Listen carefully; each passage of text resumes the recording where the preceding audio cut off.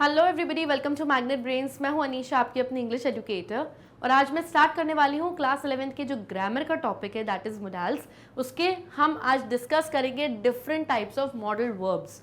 मेरे इस वीडियो से पहले मैंने एक ऑलरेडी आप लोगों को वीडियो दे दिया है जिसमें detailed explanation of modal verbs है कि मॉडल वर्ब्स क्या होते हैं, मोडालिटीज़ क्या होती हैं, different types of modal verbs कौन से होते हैं, उनके रूल्स क्या होते हैं, हर तरीके के मॉडल वर्ब के क्या एक्सेप्शंस होते हैं। ये सब कुछ हम उस इंट्रोडक्शन ऑफ मॉडल वर्ब्स के वीडियो में हम पढ़ चुके हैं। और अब हम सारे एक एक मॉडल वर्ब को, यानी कि अगर can, could, may, might, shall, should, अलग अलग तरीके के मॉडल वर्ब्स होते हैं, सबको सेपरेटली पढ़ेंगे कि इनका सेंटेंस में यूज़ कैसे होता है। तो मेरे आज के इस वीडियो में can, could, may, might, shall, should, ये वाले सारे जो मॉडल वर्ब्स हैं उनको हम डिटेल में डिस्कस करेंगे। और मेरे इस वीडियो के बाद अगला वीडियो जो आएगा वो different types of modal verbs जैसे will, would, shall, should, okay. ये शैल, शुड तो इसमें, विल, वुड हो गया आपका, ऑट टू हो गया, ये वाले जो सारे मॉडल वर्ब्स हैं वो सब हम अगले वीडियो में डिस्कस करेंगे। तो उन्हें उसे भी आपको देखना बिल्कुल भी नहीं भूलना है, okay. And now let's begin with our first modal verb जो कि है कैन। तो हम कैन पढ़ेंगे सबसे पहले, लेकिन पहले हम देखेंगे कि कैन का स्ट्रक्चर ऑफ सेंटेंस क्या होता है, यानी कि जब हम सेंटेंस में कैन को रखते हैं तो कैसा होगा। तीन तरीके के सेंटेंस होते हैं। पहला होता है पॉजिटिव सेंटेंस, दूसरा होता है नेगेटिव सेंटेंस और तीसरा होता है इंटेरोगेटिव सेंटेंस, यानी जिसमें लास्ट में क्वेश्चन मार्क होता है, यानी कि जो क्वेश्चन सेंटेंस होता है जिसमें हम कोई सवाल पूछते हैं।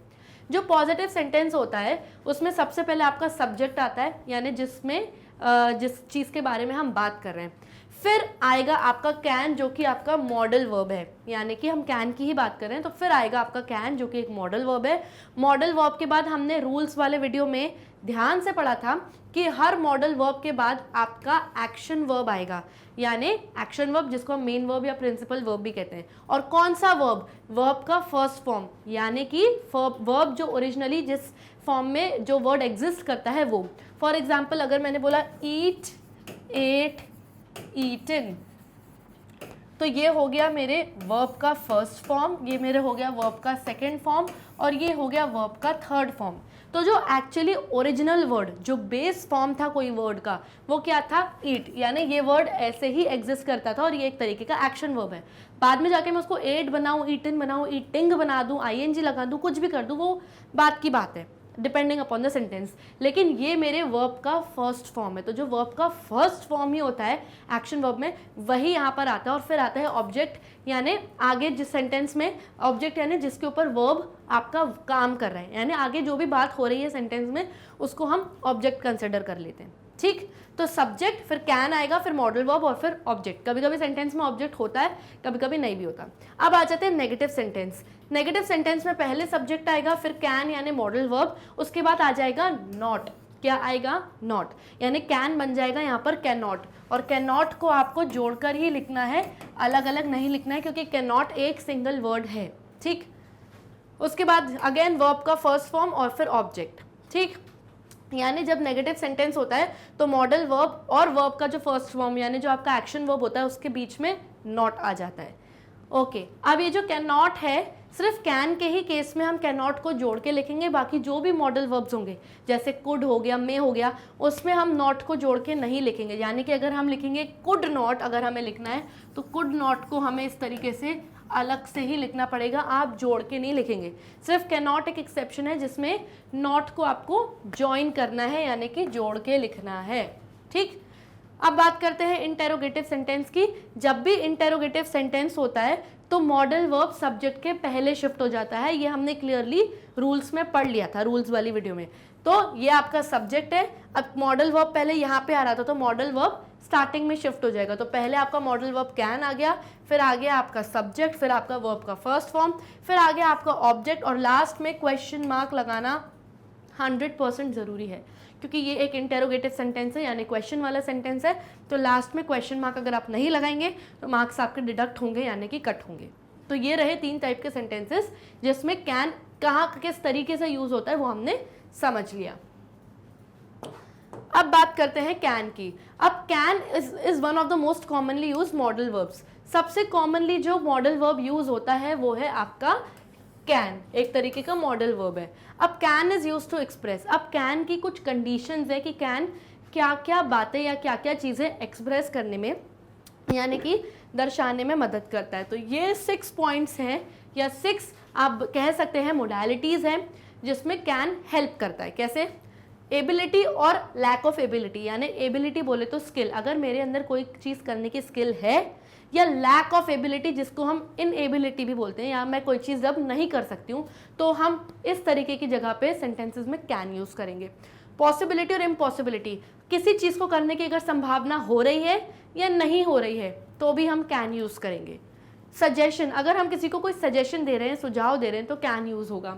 इनफॉर्मल रिक्वेस्ट, अब रिक्वेस्ट करना यानी आप किसी से किसी चीज़ का निवेदन कर रहे हो कि प्लीज़, है ना, लेकिन यहाँ वर्ड आ गया इनफॉर्मल रिक्वेस्ट। तो इस इनफॉर्मल का मतलब क्या होता है? एक होता है फॉर्मल, यानी जब हम फॉर्मली किसी से बात करते हैं, हमारी प्रिंसिपल से, हमारे बड़ों से, जिससे हम बहुत रिस्पेक्ट से बात करते हैं, हमारे ऑफिस में जो हमारा बॉस है उनसे, हमारी टीचर्स से, यस, इनसे जिनसे हम रिस्पेक्ट से बात करते हैं उनसे हम फॉर्मल बात करते हैं। लेकिन जब इनफॉर्मल की बात आ जाती है, यानी कि हमारे फ्रेंड्स हो गए, हमारे रिलेटिव्स हो गए, हमारे क्लोज्ड वन जैसे हमारे मम्मी पापा, ब्रदर सिस्टर, जो जिनसे हम इनफॉर्मली बोलते हैं, अरे यार कर दे यार, है ना, यस, जिनसे हम इनफॉर्मल बात करते हैं। तो हमारे फ्रेंड्स, हमारे रिलेटिव्स यानी रिश्तेदार, एंड क्लोज वंस यानी मदर फादर, जो भी हमारा ब्रदर सिस्टर है, कजिन्स है, जो भी, उनसे हम इनफॉर्मली बात करते हैं। तो अगर मैंने बोला can you give me a water, can you give me some water, कि यार थोड़ा सा पानी दे दे यार, है ना, तो ये इनफॉर्मली आपने किसी से बोल दिया, अपनी फ्रेंड से बोल दिया, किसी से भी। लेकिन अगर आप किसी बड़े से बोलोगे तो आप कैन नहीं बोलोगे, क्या बोलोगे? May you give me water. या आप अपनी टीचर से क्लास में अंदर आने के लिए क्या बोलोगे? मे आई कम इन मैम। यस, तो जब रिस्पेक्ट की और जब फॉर्मल की बात होती है तब हम मे यूज़ करते हैं, लेकिन जब इनफॉर्मली किसी से रिक्वेस्ट कर रहे हैं, प्लीज़ बोल रहे हैं, तो हम क्या यूज़ करेंगे? तब वहाँ पर हम कैन यूज़ करेंगे।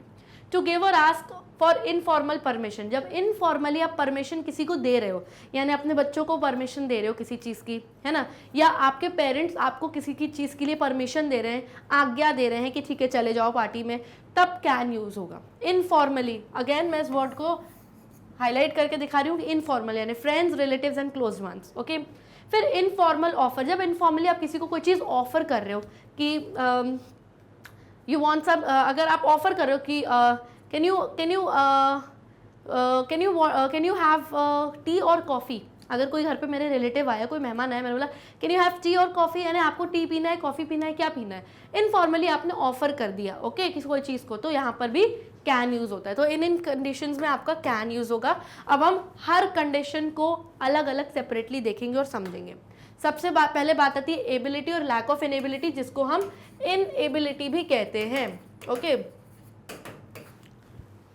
यानी अगर कोई चीज़ करने की आपके अंदर स्किल है या किसी चीज़ को करने की स्किल नहीं है, अगर है तो कैन हो जाएगा और नहीं है तो कैन नॉट हो जाएगा। Yes, can is use in sentences that expresses that someone is able to do something और नॉट, कि कैन उन सेंटेंसेज में यूज होता है जहां हम ये बता पाएं कि कोई चीज़, कोई person is able to do something और नॉट, क्या तो वो इंसान कोई चीज़ कर पाता है और he is not able to do that particular thing. For example, Rahul can dance, Rahul dance कर सकता है, सब्जेक्ट हो गया हमारा राहुल, मॉडल वर्ब हो गया कैन, और एक्शन वर्ब यानी वर्ब का जो फर्स्ट फॉर्म हो गया वो डांस। आगे जो भी अगर ऑब्जेक्ट सेंटेंस कुछ है तो वो ऑब्जेक्ट होगा, नहीं होगा तो सेंटेंस इतना भी रहेगा तो बात चलेगी। ठीक है, तो राहुल कैन डांस, कि राहुल डांस कर सकता है, यानी उसके अंदर ये एबिलिटी है।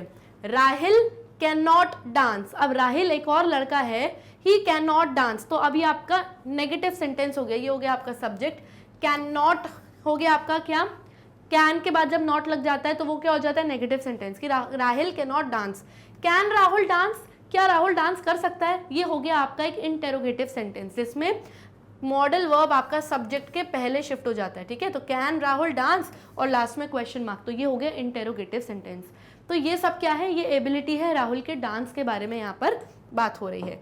नेक्स्ट बात करते हैं हम पॉसिबिलिटी यानी संभावना की, किसी चीज़ को करने की जो संभावना होती है। तो can is used in sentences that expresses that something is possible, किसी चीज़ को करने की पॉसिबिलिटी है यानी पॉसिबल है या नहीं है, संभावना है या नहीं है, तब हम कैन यूज़ करते हैं। For example, you can come to my house tomorrow, तुम मेरे घर कल आ सकते हो, you can come to my house tomorrow. तो यहाँ पे ये कैन जो है हमारा मॉडल वर्ब है, यू हमारा सब्जेक्ट हो गया, कम हमारा क्या हो गया, वर्ब का फर्स्ट फॉर्म, और बाकी का बचा हुआ हम मान लेंगे कि ऑब्जेक्ट ऑफ द सेंटेंस है या फिर अदर वर्ड्स। ठीक है, तो you can come to my house tomorrow, यानी पॉसिबिलिटी है कि तुम कल मेरे घर आ सकते हो, संभावना है। Okay, you can not come to my house tomorrow, तुम कल मेरे घर नहीं आ सकती हो। तो ये इसी का आपका क्या हो गया, नेगेटिव सेंटेंस हो गया। तो बस यहाँ पर कैन की जगह क्या लग गया, कैन नॉट लग गया कि कल तुम हमारे घर नहीं आ सकते हो। इसी का अगर इंटेरोगेटिव मुझे बनाना हो, can you come to my house tomorrow, क्या कल तुम मेरे घर आ सकते हो, तो यहाँ पर हमारा सब्जेक्ट जो है वो बाद में आएगा और हमारा मॉडल वर्ब सब्जेक्ट के पहले शिफ्ट हो जाता है और लास्ट में आ जाता है क्वेश्चन मार्क। तो ये बन गया हमारा इंटेरोगेटिव सेंटेंस। इस तरीके के और भी सेंटेंसेस हो सकते हैं। अब अगर पॉसिबिलिटी है किसी चीज को करने की, अगर हम फर्स्ट ऑफ ऑल अगर कैन की बात हो रही है तो कैन का जो पास्ट टेंस होता है वो क्या होता है, कुड, जो हम इसके बाद पढ़ेंगे। कैन का पास्ट टेंस कुड होता है। अगर कैन को आपको पास्ट टेंस में बोलना है तो वो हम कुड बोलेंगे, कैन क्योंकि प्रेजेंट टेंस है। यस, कैन की पॉसिबिलिटी जो होती है ना वो 60% मान लो अगर कंपेयर करें कुड से, और कुड की पॉसिबिलिटी जो होती है वो कम होती है, सो 20-30%, यानी किसी चीज़ को होने की संभावना कैन में ज़्यादा होती है और कुड में कम होती है। यानी जब हम कैन यूज़ कर रहे हैं तो पॉसिबिलिटी ज़्यादा है अगर कंपेयर करें कुड से। ठीक है, ये इसलिए बता दिए क्योंकि आगे कुड भी पढ़ेंगे तो ये वाला पॉइंट वहाँ भी आएगा। नेक्स्ट मोडालिटी देखते हैं कैन में, इनफॉर्मल परमिशन। इनफॉर्मल यानी कि जब आप अपने फ्रेंड्स, रिलेटिव्स, क्लोज्ड वंस यानी कि mother, father, brother, sister, cousins, किसी से भी घर में आप या तो परमिशन लेते हो या परमिशन उनको दे रहे हो किसी चीज़ की कि ठीक है तुम्हें परमिशन है तुम जाओ। तो कैन हम कब यूज करते हैं सेंटेंस में, क्या एक्सप्रेस करवाता है, इधर फॉर गिविंग और टेकिंग परमिशन। या तो आप आज्ञा दे रहे हो कि ठीक है जाओ, या तो आज्ञा ले रहे हो कि भैया प्लीज जाने दो। ठीक है, तो example, do not use can for an unknown person. अब ये एक इंपॉर्टेंट चीज है। अब यहाँ पर तो परमिशन वाली बात हो गई, अगर कोई अननोन पर्सन है, ये एक इंपॉर्टेंट पॉइंट है भाई। इनफॉर्मल में तो वो सारे लोग हो गए जिनको आप जानते हो, फॉर्मल में आप मे यूज करोगे, जो आपके बॉस हो गए, टीचर्स हो गए, जहाँ रिस्पेक्ट की बात हो रही है ना। अब अननोन पर्सन कौन, वो इंसान जो स्ट्रेंजर यानी जिसको आप जानते नहीं हो। तो जिसको आप नहीं जानते हो उसको थोड़ी बोलोगे can you give me water, भाई पानी दे दे भाई, जानते हो क्या आप उसको, नहीं। अगर कोई इंसान अननोन है जिसको आप नहीं जानते हो तो उसके लिए हमेशा आप यूज करेंगे मे, क्योंकि आप नहीं जानते हो तो वहाँ पे आप रिस्पेक्ट से ही बात करोगे। अगर रिस्पेक्ट से बात नहीं करोगे तो सामने वाला बंदा अगली बार आपसे बात करेगा ही नहीं, चाहेगा भी नहीं आपसे करना। तो अगर कोई अननोन पर्सन की बात हो रही है सेंटेंस में तो वहाँ पर कभी कैन नहीं आएगा, कुड नहीं आएगा, वहाँ हमेशा मे आएगा, क्योंकि मे फॉर्मल रिक्वेस्ट के लिए, फॉर्मल परमिशंस के लिए यूज होता है। ठीक है, अब एग्जाम्पल देखते हैं हम यहाँ पर। Can I use your pen, अब आपने अपने भाई से पूछ लिया can I use your pen, क्या मैं तेरी पेन यूज कर लूँ, तो बहुत ही इनफॉर्मल बात है, और आपने परमिशन लिखी कि भाई तेरी पेन यूज कर लूँ क्या, तो यहाँ पर ये इंटेरोगेटिव सेंटेंस है, यहाँ पे लास्ट में क्वेश्चन मार्क आ गया और आपका सब्जेक्ट जो है आपके मॉडल वर्ब के बाद रहेगा। नेक्स्ट है you can go to the party, ठीक है तुम पार्टी में चले जाओ, यहाँ पे आपको परमिशन दे रहे हो आपकी, ठीक है भाई परमिशन चले जाओ। यहाँ पे आपने परमिशन लिखी भाई तेरी पेन यूज कर लूँ क्या, यहाँ पे आप परमिशन दे रहे हो कि ठीक है पार्टी में चले जाओ। You can go home now, ठीक है अब तुम घर चले जाओ। तो ये आपने किसी को परमिशन दी, तो यहाँ पे आपने परमिशन ली और यहाँ पे आपने परमिशन दी। तो वहाँ पे जब इनफॉर्मली आप किसी को परमिशन देते हो या लेते हो तो आप क्या यूज करते हो, कैन यूज करते हो। ओके, नेक्स्ट कंडीशन देखते हैं, इनफॉर्मल रिक्वेस्ट। जब आप इनफॉर्मली किसी से रिक्वेस्ट कर रहे हो, किसी से निवेदन कर रहे हो कि प्लीज, तो जब आप कैन उन सेंटेंसेस में यूज होता है जब in which someone is requesting for something, जब कोई इंसान किसी चीज के लिए आपसे रिक्वेस्ट कर रहा है। इनफॉर्मली यानी आपके क्लोज वन, आपके रिलेटिव्स, आपके फ्रेंड्स आपसे रिक्वेस्ट कर रहे हैं। For example can you teach me how to swim, भाई आपका कजन आया आपसे बोला can you teach me how to swim, भाई सिखा सकता है कि भाई तैरते कैसे, तो इनफॉर्मली उसने आपसे रिक्वेस्ट करी कि भाई स्विमिंग करना सिखा सकता है क्या, तो ये आपका एक इंटेरोगेटिव सेंटेंस हो गया और यहाँ पर इनफॉर्मल उसने आपसे रिक्वेस्ट की है। Can you make me a T, भाई आपकी मदर आई और आपसे उन्होंने बोला बेटा प्लीज बेटा चाय बना दोगे, can you make me a tea, तो can you make me a tea एक इनफॉर्मल रिक्वेस्ट है जो आपकी मदर ने आपसे करी है, जो आपकी क्लोज्ड वन है, तो ये भी एक इंटेरोगेटिव सेंटेंस है। ओके, तो इनफॉर्मल रिक्वेस्ट में कैन यूज होता है। नेक्स्ट इनफॉर्मल ऑफर, जब आप इनफॉर्मली अपने पेरेंट्स को, फ्रेंड्स को, क्लोज वंस को, रिलेटिव्स को कोई ऑफर कर रहे हो, किसी को इनको कोई चीज़ दे रहे हो, या express a help to someone, या किसी को ऑफर कर रहे हो या किसी को कोई हेल्प ऑफर कर रहे हो, कोई मदद उनको ऑफर कर रहे हो, तो यहाँ पे कैन यूज होता है। एग्जाम्पल देखते हैं, can I get you something, भाई आपने देखा कि आपकी रिलेटिव को, आपकी चाची उनकी तबीयत खराब हो रही है, तो आपने क्या बोला उनसे, can I get you something, क्या मैं कुछ ले आऊँ आपके लिए भाई, कुछ मेडिसिन ले आऊँ। तो ये एक इनफॉर्मली आपने उनको ऑफर, कोई एक हेल्प उनको ऑफर करी, तो यहाँ पर क्या लगेगा, यहाँ पर हमेशा लगेगा कैन। ठीक, next, can I help you with your bags. भाई आपने देखा कि आपके दादाजी बहुत भारी भारी बैग सूटकेस उठा के घर के बाहर जा रहे हैं, तो आपने उनको हेल्प ऑफर करी, दादाजी ये तो इनफॉर्मल रिक्वेस्ट ही होगी, इनफॉर्मली आप उनको ऑफर करोगे कि can I help you with your bags, क्या मैं आपके बैग्स उठाने में आपकी मदद कर सकता हूँ। तो ये यहाँ पर आपने कैन यूज़ किया, क्यों, क्योंकि इनफॉर्मली आप किसी को कोई हेल्प या फिर कोई चीज़ ऑफर कर रहे हो। ओके, तो यहाँ पर भी आपका कैन लगेगा। Next, suggestion. जब आप किसी को कोई सजेशन या कोई सुझाव देते हो इनफॉर्मली, यानी इनफॉर्मल तरीके से अपने ब्रदर को कोई सजेशन दे दिया, कोई सुझाव दे दिया कि भाई ऐसा कर ले, है ना, तो वहाँ पर क्या आता है, वहाँ पे कैन आता है। Example, you can take this medicine, आप ये मेडिसिन ले लो। भाई आपने अपने आपके पापा की तबीयत खराब हो रही है, सर दुख रहा है, आपने बोला you can take this medicine, कि पापा आप ये मेडिसिन ले लो।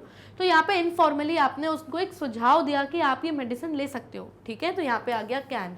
She can by this dress, आपने अपनी मदर से बोला कि जो आपकी बहन है, she can by this dress, भाई वो ये ड्रेस खरीद सकती है। या आपने एक फ्रेंड को दूसरी फ्रेंड के लिए कहा कि she can by this dress, कि ये वाली ड्रेस अच्छी है, आप सुझाव दे रहे हो, सजेशन दे रहे हो कि बढ़िया ड्रेस है, she can by this dress, ले ले, अच्छी ड्रेस है। तो यहाँ पर जब आप इनफॉर्मली किसी को सजेशन को सुझाव देते हो, तो वहाँ पर भी आप कैन यूज़ करते हो। तो इन सारी सिचुएशंस में हम क्या यूज़ करते हैं, कैन। एंड अब हम हमारा नंबर 2, हमारा सेकेंड मॉडल वर्ब जो कि है कुड, वो करेंगे डिस्कस डिटेल में। ओके, तो कुड के केस में भी सेंटेंस का स्ट्रक्चर देख लेते हैं। अगेन यहाँ पे भी वही बात, 3 तरीके के सेंटेंस होते हैं, positive, negative and interrogative. Same can जैसे ही रूल चलेगा, बस जहाँ पे कैन था वहाँ पे कुड लग जाएगा। यानी पॉजिटिव सेंटेंस में सब्जेक्ट आ रहा है, पहले वहाँ पे कैन आ रहा था, यहाँ पे कुड आ जाएगा, जो कि एक मॉडल वर्ब है। मॉडल वर्ब के जस्ट बाद वर्ब का फर्स्ट फॉर्म और फिर ऑब्जेक्ट। नेगेटिव सेंटेंस आ गया, सब्जेक्ट के बाद कैन नहीं लगेगा, यहाँ पे कुड लगेगा, क्योंकि पहले जैसे कैन लगेगा यहाँ पे कुड लग जाएगा। लेकिन नेगेटिव सेंटेंस में हम क्या करते थे, कैन नॉट लगा देते थे, यानी कि जोड़ के कैन और नॉट को लिख देते थे। लेकिन जब कुड के केस में हम नेगेटिव सेंटेंस लिखेंगे तो हम कुड नॉट अलग अलग लिखेंगे, हम ज्वाइन करके नहीं लिखेंगे। अगर आपको कुड नेगेटिव सेंटेंस में यूज करना है तो कुड नॉट इस तरीके से अलग अलग आएगा, और यही सही तरीका है।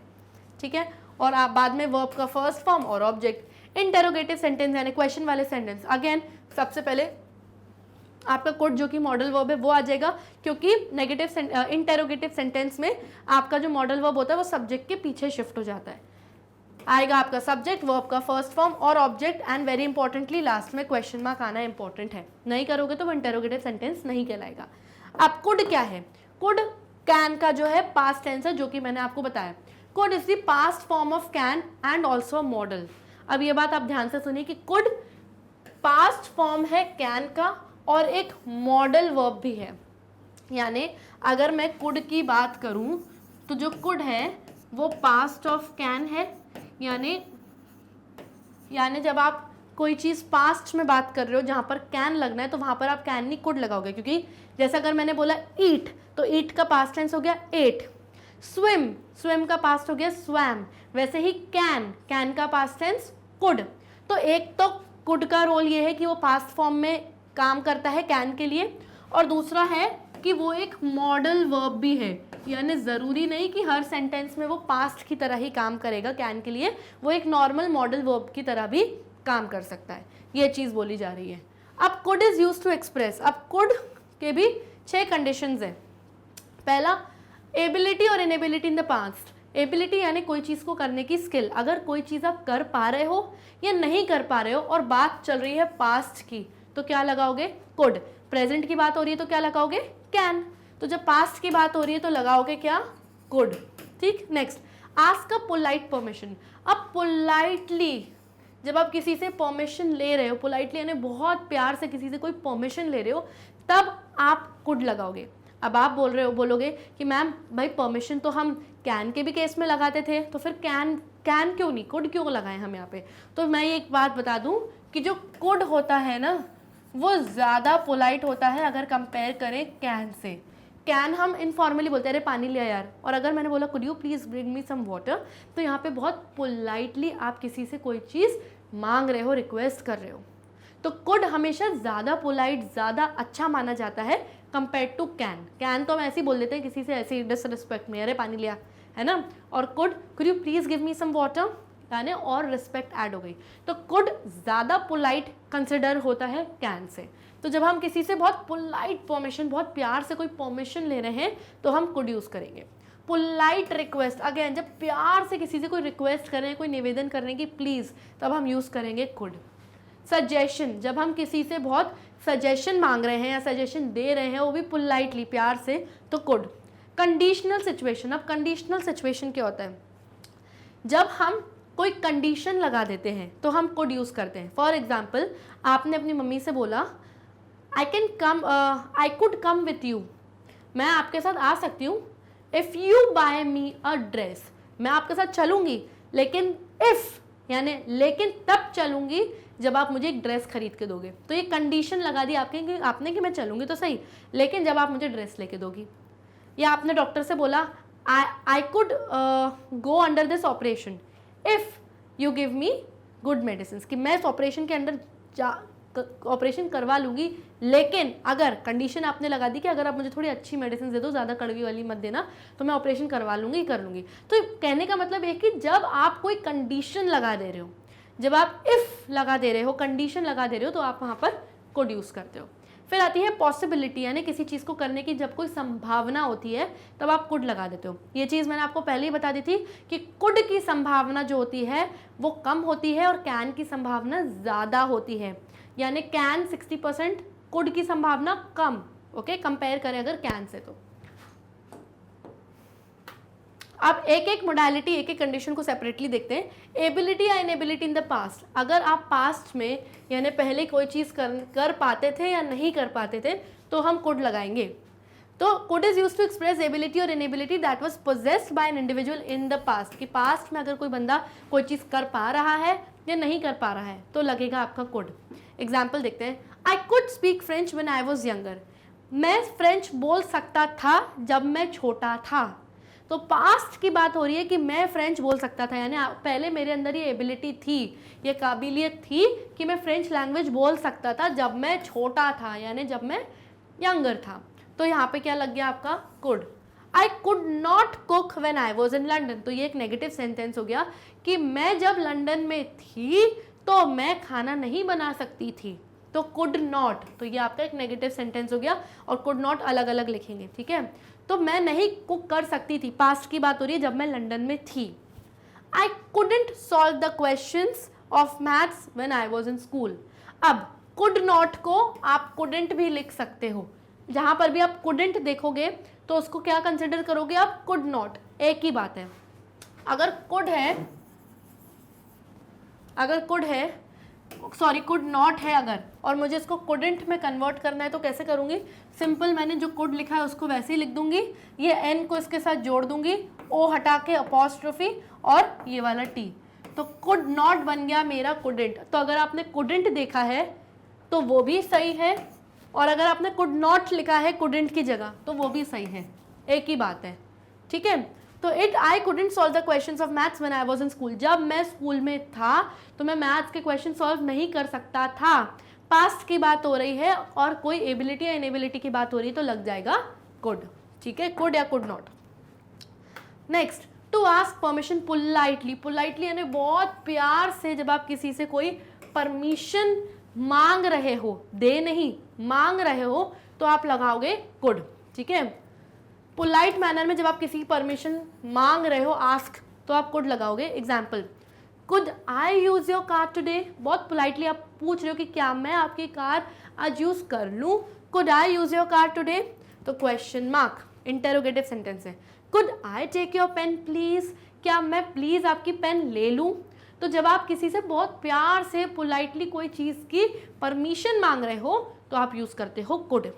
और कैन जो होता है बहुत रफ हो जाता है, can I use your pen, आपने अपने दोस्त से पूछ लिया, लेकिन कुड और रिस्पेक्टफुल और पोलाइट होता है, ठीक।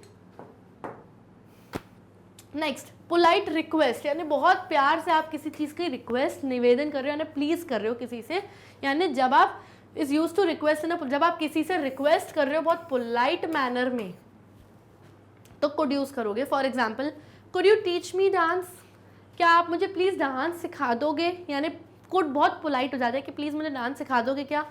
Could you get me a glass of water, अगर मैंने बोला can you get me a glass of water तो ये बहुत रफ हो जाएगा, यानी बहुत ही इनफॉर्मल हो जाएगा कि could you can you give me a glass of water, यार एक गिलास पानी का दे दे। लेकिन वही अगर मैं कुड बोल दूँ could you get me a glass of water, तो ये और ज़्यादा पोलाइट हो गया। तो पोलाइट मैनर में जब आप किसी से रिक्वेस्ट करते हो तो क्या यूज़ करते हो, कुड। ओके, नेक्स्ट, जब आप किसी को सजेशन देते हो, टू गिव सजेशन, तब भी आप कुड यूज़ करोगे। सजेशन मांग नहीं रहे हो, सजेशन दे रहे हो, सुझाव दे रहे हो। For example, we could go to the park if you want, अगर तुम चाहो तो हम पार्क जा सकते हैं। तो एक सुझाव दिया कि अगर तुम्हारा मन है तो हम पार्क भी जा सकते हैं, तो हम लोग पार्क जा सकते हैं। We could go to the park if you want. You could go to Manali for your vacation, आपने सामने वाले अपने फ्रेंड को सुझाव दे दिया, सजेशन दे दिया कि भाई अपने वेकेशन के लिए मनाली चले जा, तो आपने क्या दिया, एक सजेशन दिया, एक सुझाव दिया अपने फ्रेंड को, तो तब भी आप कुड यूज करोगे। Next, possibility. पॉसिबिलिटी यानी किसी चीज की होने की संभावना, यानी कोई चीज अगर हो रही है या नहीं हो पा रही है, यानी होने की संभावना या ना होने की संभावना। तो मैंने आपको क्लियरली बताया था कि कैन की पॉसिबिलिटी ज्यादा होती है और कुड की पॉसिबिलिटी कम होती है। कैन आप मान लो 70% होने की पॉसिबिलिटी है, यानी जब आपने कैन बोल दिया तो यानी पॉसिबिलिटी ज़्यादा है किसी चीज़ की होने की, और कुड मैं बोल दूं कि 20-30%, ज़्यादा नहीं, यानी पॉसिबिलिटी कम है किसी चीज़ के होने की। अगर कैन और कुड को कंपेयर करें तो कैन की पॉसिबिलिटी होने की संभावना ज़्यादा है और कुड की कम है। For example, you could become a doctor, यानी तुम डॉक्टर बन सकती हो, यानी पॉसिबिलिटी बहुत कम है लेकिन फिर भी तुम डॉक्टर बन सकती हो। You could have broke her leg, you could have broke her leg, यानी तुमने इतनी भयंकर गाड़ी चलाई कि तुम उसकी टांग तोड़ सकते थे। पॉसिबिलिटी बहुत कम है, उसको लगी भी नहीं, लेकिन लग जाती तो पॉसिबिलिटी बहुत कम है क्योंकि कुड लग गया है। पॉसिबिलिटी बहुत कम है लेकिन फिर भी तुम उसकी टांग तोड़ देते तो you could have broken her leg. Okay, तो यहाँ पे कुड लगेगा जब पॉसिबिलिटी की बात आएगी। नेक्स्ट, कंडीशनल सिचुएशन, यानी जब आप कोई कंडीशन लगा देते हो। Could is use to show the situations that are based on conditions, जब किसी कंडीशन पर कोई सिचुएशन बेस्ड होती है तो वहां पर आप कुड लगा देते हो कि अगर मैं तब ये काम करूंगी if you give me this या if you give me that, कुछ भी। तो आपने जब कोई कंडीशन लगा दी तो यहाँ पे आएगा हमेशा could. For example, if I had some oranges I could make orange juice, अगर मेरे पास कुछ ऑरेंजेस यानी संतरे होते तो I could make orange juice, तो मैं ऑरेंज जूस बना पाती। तो यहाँ पे क्या बता दिया आपने कि मैं ऑरेंज जूस कब बना पाती, आई कुड मेक ऑरेंज जूस मैं कब बना पाती, इफ, अगर आपने कंडीशन लगा दी कि अगर मेरे पास कुछ ऑरेंजेस होते। Okay, next, I could have filled the form if I knew the language, अगर मुझे प्रॉपर लैंग्वेज पता होती तो मैं ये फॉर्म अच्छे से इजीली भर देती। तो आपने क्या बताया, I could have filled the form, मैं ये फॉर्म भर देती, इफ कंडीशन लगा दी कि अगर मुझे ये लैंग्वेज आती होती तो, अगर मुझे लैंग्वेज आती होती तो मैं भर देती। तो जब आप कोई कंडीशन लगा देते हो, इफ लगा देते हो यानी कि अगर लगा देते हो, तो वो बन जाती है आपकी कंडीशनल सिचुएशन और वहां पर हमेशा आप क्या लगाएंगे, कुड। अब बात करते हैं हमारे थर्ड टाइप के मॉडल वर्ब के बारे में जो कि है मे। कैन हमने पढ़ लिया, कुड हमने पढ़ लिया, कैन पढ़ लिया प्रेजेंट टेंस और कुड क्या है, कैन का ही पास्ट टेंस। अब बात करते हैं हमारे तीसरे मॉडल वर्ब की जो कि है मे। अब इसका भी स्ट्रक्चर ऑफ सेंटेंस वही सेम रहेगा, इसमें भी एक पॉजिटिव, नेगेटिव और एक इंटेरोगेटिव सेंटेंस रहेगा, सब कुछ सेम रहेगा। पहले सब्जेक्ट आएगा, फिर मॉडल वर्ब मे रहेगा, फिर उसके बाद वर्ब का फर्स्ट फॉर्म और फिर ऑब्जेक्ट। नेगेटिव सेंटेंस में सब्जेक्ट रहेगा, मे नॉट रहेगा, यानी मे के बाद आपका क्या आ जाएगा, नॉट, फिर वर्ब का फर्स्ट फॉर्म और फिर ऑब्जेक्ट। अब जो मे है, मे नॉट है, वो आपको अलग लिखना पड़ेगा, यही सही तरीका। अगर आपने मे नॉट को जोड़ के लिख दिया तो वो गलत हो जाएगा। इंटेरोगेटिव सेंटेंस में मॉडल वर्ब पहले शिफ्ट हो जाता है, सब्जेक्ट बाद में आता है, फिर सब्जेक्ट आ गया, वर्ब का फर्स्ट फॉर्म, ऑब्जेक्ट और क्वेश्चन मार्क लगाना इंपॉर्टेंट है, यानी आना जरूरी है। तो ये रहे आपके मे का स्ट्रक्चर ऑफ सेंटेंसेस, 3 तरीके के आपके सेंटेंस। ओके, अब आगे हम देखते हैं कि मे कहाँ यूज होता है। तो may is use for formal situations, यानी मे फॉर्मल सिचुएशंस में यूज होता है। मैंने आपको क्लियरली बताया था, अगर कैन से कंपेयर करें तो कैन हमेशा इनफॉर्मल सिचुएशंस में यूज होता है, यानी फ्रेंड्स के साथ, फैमिली मेंबर्स या फिर आपके जो क्लोज्ड रिलेटिव्स होते हैं, क्लोज वंस होते हैं, उनके साथ आप कैन यूज करते हो। लेकिन जब रिस्पेक्ट, सम्मान की बात आ जाती है, जब किसी को आपको सम्मान देना है, सम्मान देकर उनसे कुछ पूछना है, परमिशन लेनी है या उनको कुछ ऑफर करना है, तो आप हमेशा क्या यूज़ करेंगे? मे यूज़ करेंगे। फॉर एग्जाम्पल, जब आप क्लास में एंटर होने से पहले टीचर से पूछते हो कि मैं अंदर आ जाऊँ, तो क्या बोलते हो? मे आई कम इन मैम? तो ये बिल्कुल सही चीज़ है। लेकिन अगर मैंने बोल दिया can I come in ma'am, तो ये गलत है भाई। वो टीचर है, आपको रिस्पेक्ट देना है उसको, तो वहाँ पे फॉर्मल सिचुएशन है। या अगर आपके बॉस से आप बात कर रहे हो, तो आपके बॉस के जब आप बात करोगे तो आप मे यूज़ करोगे, प्रिंसिपल से बात करोगे मे यूज़ करोगे। जहाँ रिस्पेक्ट की बात आ जाती है, जहाँ फॉर्मल सिचुएशन आ जाती है, तब वहाँ पर मे यूज़ करोगे। अब मे किन किन सिचुएशन में यूज़ होता है? पॉसिबिलिटी, यानी जब कोई चीज़ होने की संभावना है या नहीं है, और जहाँ पर रिस्पेक्ट की बात आ गई, वहाँ पर मे यूज़ होता है। फॉर्मल परमिशन, जब आप फॉर्मली अपने टीचर से, बॉस से, अपने किसी सुपीरियर से परमिशन मांग रहे हो, तब आप क्या यूज़ करोगे? मे। पोलाइट ऑफर, जब आप पोलाइटली किसी को कुछ ऑफर कर रहे हो और जहाँ फॉर्मल सिचुएशन आ गई, यानी आप बॉस को चाय ऑफर कर रहे हो कि sir boss would you like, मतलब तो तब आप क्या यूज़ करोगे? तब आप मे यूज़ करोगे। अभी हम सारे एग्जाम्पल्स वगैरह आगे देखेंगे। विशेस और डिज़ायर फॉर समवन, अब अगर आप किसी के लिए विशेस कुछ दे रहे हो या आपकी इच्छा है कि किसी का कुछ अच्छा हो जाए, भला हो जाए, यानी जब आप किसी को शुभकामनाएं दे रहे हो कि may you have a long life, may you have a prosperous new year, may you live a long life, तो आप क्या कर रहे हो? किसी को शुभकामनाएं दे रहे हो, किसी के लिए बहुत अच्छी कामना कर रहे हो, तो आप क्या यूज़ करोगे? मे। लेकिन अगर आप किसी को इसी का उल्टा कर्स कर रहे हो, यानी कि अगर आप किसी को बद्दुआ भी दे रहे हो, तो भी आप मे यूज़ करोगे। ऑल्दो मैंने यहाँ पे वो पॉइंट रखा नहीं है, क्योंकि यूजुअली इस टाइप के सेंटेंसेस आते नहीं है, पर बाय चांस इस तरीके का अगर कोई सेंटेंस आता है, अगर किसी को कर्स यानी बद्दुआ कर रहे हो, तो भी मे लगेगा। ओके, या अगर किसी के लिए शुभकामनाएं या किसी के लिए आप बहुत इच्छा कर रहे हो कि किसी का कुछ बहुत भला हो जाए, अच्छा हो जाए, तब भी मे यूज़ होगा। अब हर एक कंडीशन को हम सेपरेटली देखते हैं। सबसे पहले पॉसिबिलिटी देखेंगे। May is used to express possibility of something that will happen in the near future, especially when that possibility is uncertain. ध्यान से सुनिएगा। May आप तब यूज करते हो पॉसिबिलिटी के केस में जब आप बताना चाहते हो कि किसी चीज के होने की कोई संभावना है, पॉसिबिलिटी है नियर फ्यूचर में। फ्यूचर यानी कि भविष्य में, लेकिन नियर फ्यूचर यानी थोड़ी पास, यानी अगर मैं आज बात कर रही हूँ कल की, तो ये मैं एक नियर फ्यूचर हो गया। या मैं अभी बात कर रही हूँ 5 घंटे बाद कोई चीज़ होने के लिए, तो ये एक नियर फ्यूचर हो गया, है ना। तो जब आप किसी चीज़ के होने या ना होने की कोई संभावना बता रहे हो नियर फ्यूचर के लिए, यानी 1 दिन 2 दिन बाद की बात बता रहे हो, या कुछ 5 घंटे बाद होने की कोई बात बता रहे हो, तो आप मे यूज़ करते हो। और तब जब कोई चीज़ अनसर्टेन होती है, अनसर्टेन यानी आपको नहीं पता कि ये चीज़ होगी कि नहीं होगी, यानी कि आप 100% जब किसी चीज़ के बारे में श्योर नहीं हो नियर फ्यूचर में होने के लिए, तो आप मे यूज़ करते हो। एग्जाम्पल देखते हैं। ही मे गो आउट लेटर, वो लड़का जो है ही मे गो आउट लेटर, भाई वो लेटर आ गया। लेटर यानी थोड़ी देर बाद की बात हो रही है यहाँ पे, यानी नियर फ्यूचर की बात हो रही है कि ही मे गो आउट लेटर, वो थोड़ी देर बाद हो सकता है कि बाहर जाए, हो सकता है, पॉसिबिलिटी यानी संभावना है कि जा भी सकता है, नहीं भी जा सकता, नहीं पता कितनी संभावना है, लेकिन नियर फ्यूचर में हो सकता है कि जाए। जब आप श्योर नहीं हो, जब आपको पता नहीं है कि वो चीज़ हो सकती है कि नहीं हो सकती है, नियर फ्यूचर में जब बात हो रही है, तब आप क्या यूज़ करते हो? मे। इट मे स्टार्ट रेनिंग सून, हो सकता है कि जल्दी से बारिश होना स्टार्ट हो जाए। सून यानी जल्द ही, कभी भी, 1 घंटे बाद, आधे घंटे बाद, कभी भी। तो नियर फ्यूचर यानी सून, जल्द ही, यानी कभी भी बारिश होना स्टार्ट हो सकती है, बट होगी कि नहीं होगी पता नहीं, अनसर्टेन है ये बात, तो आपने लगा दिया यहाँ पर क्या? मे। मे के बारे में जब बात करें तो मे की पॉसिबिलिटी हमेशा ज़्यादा होती है, यानी जब आप ज़्यादा श्योर होते हो, और इसी का पास्ट टेंस होता है माइट, जो कि मॉडल वर्ब ही होता है, जो हम इसके बाद पढ़ेंगे, उसकी पॉसिबिलिटी होती है कम। जैसे कैन और कुड के केस में कैन की पॉसिबिलिटी ज़्यादा होती है, कुड की कम होती है, वैसे ही मे की पॉसिबिलिटी ज़्यादा होती है, संभावना होने की ज़्यादा होती है, मान लो जैसे 60%, और माइट की बस बोल दो 30%, यानी माइट की संभावना कम होती है। माइट क्या है? मे का पास्ट टेंस। जैसे कुड कैन का पास्ट टेंस है, वैसे माइट मे का पास्ट टेंस है।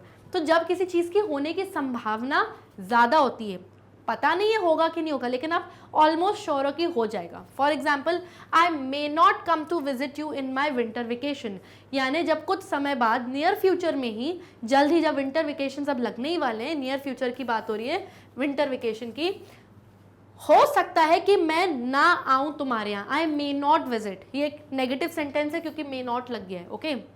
तो हो सकता है कि जब विंटर वेकेशन यानी नियर फ्यूचर की बात हो रही है कि मैं तुम्हारे यहाँ नहीं आऊं, तो मे नॉट आएगा। क्यों मे नॉट? क्योंकि एक नेगेटिव सेंटेंस है, यानी आप श्योर नहीं हो, मतलब पक्की बात है कि आप आ ही जाओगे, लेकिन इतना श्योर नहीं हो कि आप आओगे ही, है ना। जब आप बिल्कुल श्योर नहीं होते हो कि पता नहीं जा पाऊंगा कि नहीं जा पाऊंगा वेकेशन में, या जा रहा हूँ कि नहीं जा रहा हूँ, तब आप मे लगाते हो या मे नॉट लगाते हो, डिपेंडिंग अपॉन द सेंटेंस, ठीक है। तो ये हो गए आपके पॉसिबिलिटी।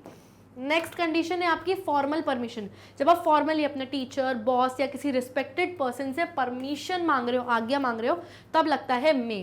तो जब आप किसी को परमिशन दे रहे हो या मांग रहे हो, दोनों चीज़, या तो परमिशन दे रहे हो यानी आप बहुत रिस्पेक्टेड हो और आप किसी को परमिशन दे रहे हो, या आप किसी से परमिशन मांग रहे हो किसी चीज़ के लिए, तो मे लगेगा।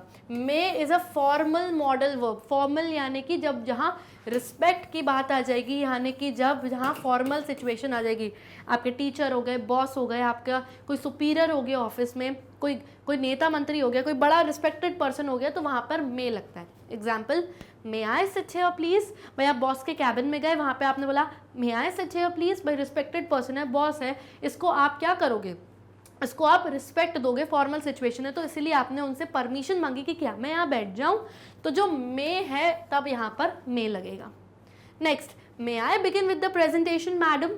आपने अपनी मैडम से, जो आपकी बॉस है ऑफिस में, उनसे आपने बोला कि may I begin with the presentation madam, यानी बहुत पोलाइटली आपने अच्छे से बोला कि क्या मैं अपनी प्रेजेंटेशन स्टार्ट कर दूं। तो यहाँ पे आपने मे इसीलिए लगाया क्योंकि आप परमिशन मांग रहे हो प्रेजेंटेशन स्टार्ट करने की, और वो सिचुएशन फॉर्मल है, यानी सामने मैडम है, बॉस है या कोई टीचर है आपकी, ठीक है। तो इन सिचुएशंस में मे लगेगा। नेक्स्ट होता है पोलाइट ऑफर। जब आप पोलाइटली यानी बहुत प्यार से किसी को कोई चीज़ ऑफर कर रहे हो, हेल्प दे रहे हो किसी चीज़ के लिए, इन अ पोलाइट वे और फॉर्मल मैनर में, यानी अगेन सामने आपका कौन है, सामने बॉस है, टीचर है, कोई बड़ा रिस्पेक्टेड पर्सन है, तब आप मे यूज़ करते हो। For example, may I help you sir. आपने अपने बॉस से पूछा, बॉस क्या मैं आपकी हेल्प करूं, मे आई हेल्प यू सर। तो यहाँ पे आपका सर है, यानी कि कोई फॉर्मल सिचुएशन है, आपका ऑफिस है, और वहाँ पे आपने बहुत पोलाइटली उनको अपनी हेल्प ऑफर करी, तो यहाँ पे आप लगाओगे may we be of assistance in any way. क्या हम लोग किसी तरीके से आप लोगों के लिए कोई असिस्टेंस बन सकते हैं, यानी क्या हम आपके लिए कोई हेल्प कर दें। असिस्टेंस यानी जब आप किसी को अपनी मदद देते हो, किसी प्रकार की हेल्प देते हो, तो वो बोल रहे हैं क्या हम लोग किसी तरीके से या किसी वे में आपकी असिस्टेंस यानी आपकी मदद कर सकते हैं। तो यहाँ पे आपने रिस्पेक्टफुली अपने फॉर्मल सिचुएशन में किसी को मदद ऑफर करी है, ने दी है, तो यहाँ पे लग जाएगा मे। और क्योंकि ये सारे क्वेश्चन आप उनसे पूछ रहे हो, तो क्वेश्चन मार्क्स लगाना बिल्कुल भी नहीं भूलना है। Okay, next situation, expressing wishes for future. जब आप फ्यूचर के लिए यानी भविष्य के लिए किसी को विशेस दे रहे हो, यानी किसी को शुभकामनाएं दे रहे हो, आशीर्वाद दे रहे हो, किसी के लिए बहुत अच्छा बोल रहे हो, सोच रहे हो, तो हम मे यूज़ करते हैं। जब हम किसी के लिए कोई इच्छा, कोई विश या डिज़ायर, कोई शुभकामनाएं देते हैं फ्यूचर के लिए, यानी भविष्य में बेटा तुम्हारे साथ ऐसा अच्छा हो, तो हम मे यूज़ करते हैं। For example, may you have a long life, कि भगवान तुम्हें लंबी उम्र दे, तो लंबी उम्र फ्यूचर में ही देगा ना, जितनी लंबी उम्र होती जाएगी फ्यूचर में। तो यहाँ पे हमने उनको शुभकामना दी, उनको आशीर्वाद दिया और मे यूज़ किया। मे गॉड ब्लेस यू, भगवान तुम्हें अच्छा आशीर्वाद दे, तो मे लग गया, भगवान तुम्हें हमेशा फ्यूचर में आशीर्वाद दे तुम और फलो फूलो। Okay, may you get everything in life that you wish for, भगवान तुम्हें सब वो कुछ दे जो भी तुम्हें विश कर रहे हो तुम लाइफ में कि मुझे ये मिल जाए। तो फ्यूचर में तुम्हें जो कुछ भी चाहिए फ्यूचर में भगवान वो सब कुछ तुम्हें दे, तो मे आप यूज़ करोगे क्योंकि आपने उनको शुभकामनाएं दी हैं, आशीर्वाद दिया है। तो ये वो सारी कंडीशंस हैं जहाँ पर मे यूज़ होता है। और हम हमारा फोर्थ मॉडल वर्ब यूज़ करते हैं जो कि है माइट। अब मैंने क्लियरली बताया था जो मे है वो प्रेजेंट टेंस में होता है, ओके, और मे का ही पास्ट टेंस क्या होता है, माइट। तो मे का पास्ट टेंस क्या होता है, माइट। ठीक, मे की पॉसिबिलिटी किसी चीज़ की होने में ज़्यादा है, माइट की पॉसिबिलिटी किसी चीज़ की होने में कम है। ठीक, आगे बढ़ते हैं। अब इसका भी सेम वही स्ट्रक्चर ऑफ सेंटेंस है, पॉजिटिव, नेगेटिव और इंटेरोगेटिव सेंटेंस होता है। पॉजिटिव में सबसे पहले सब्जेक्ट आता है, माइट आएगा, वर्ब का फर्स्ट फॉर्म ऑब्जेक्ट।